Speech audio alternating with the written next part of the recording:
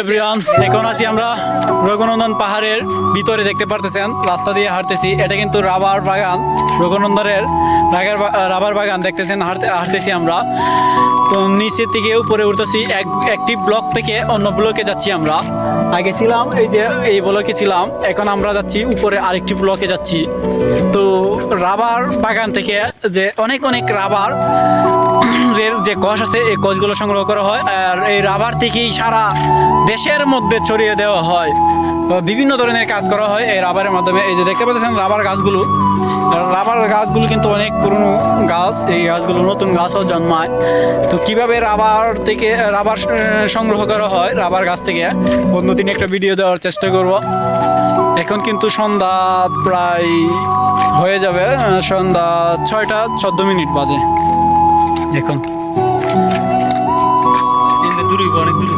This is a rubber বাগান, রঘুনন্দন পাহাড়।